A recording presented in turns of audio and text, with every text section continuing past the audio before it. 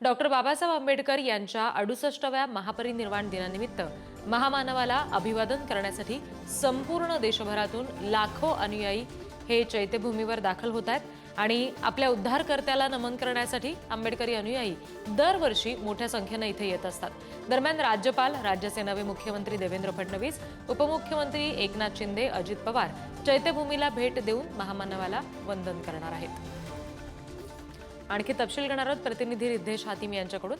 रिद्धेश, आता नेमकं तुम्ही कुठे उपस्थित आहात आणि अनुयायांची गर्दी आता हळूहळू मुंबईत होतीये, त्याबाबत काय तपशील?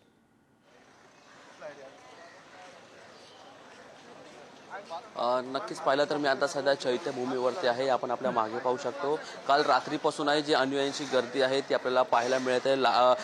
काल लाखोच्या संख्येने जे अनुयायी आहे ते मागील 2 दिवसांपासून आहे ते मुंबईमध्ये हळूहळू दाखल होत आहे आणि त्यानंतर त्यांची गर्दी देखील आपल्याला चैत्यभूमीवरती दिसून येत आहे। महत्त्वाचं म्हणजे पाहिलं तर मी आता सध्या जरी दादरमध्ये असेल तरी ही जी संपूर्ण जी लाईन आहे ती वर्लीपर्यंत आहे। एकंदरीत म्हणजे ही जी संपूर्ण जी लाईन असेल ती जवळपास 1 ते 2 किलोमीटर लांब अशी जी संपूर्ण जी लाईन आहे ही अनुयायांची जी गर्दी आहे जी बाबासाहेब आंबेडकरांना अभिवादन करण्यासाठी चैत्यभूमीवरती आहे ते दाखल होतात। महत्त्वाचं म्हणजे आपण पाहिलं पोलिसांचा देखील कडेकोट बंदोबस्त संपूर्ण परिसरामध्ये आहे जो तैनात करण्यात आला आहे। कुठलीच अनुचित घटना घडू नये, कुठल्याच गर्दीचा फायदा उचलू नये, जी चोरी वगैरे करू नये ह्याची काळजी आहे जी मुंबई पोलिसांकडून जी घेण्यात आली आहे। दुसरीकडून महानगरपालिकेकडून देखील या संपूर्ण आजच्या दिवसासाठी जी जय्यत तयारी आहे जी करण्यात आली आहे। आपण जर छत्रपती शिवाजी महाराज पार्कच्या इकडचं जर बोललं तर तिकडे देखील लाखोच्या संख्येने जी अनुयायी आहेत हे दाखल झाले, त्यांची राहण्याची सोय असेल या सर्व गोष्टींची सोय असेल ती महानगरपालिकेकडून करण्यात आली आहे। दुसरीकडे आपण पाहिलं तर थोड्याच वेळामध्ये आहे जे राज्याचे नवीन मुख्यमंत्री देवेंद्र फडणवीस असेल,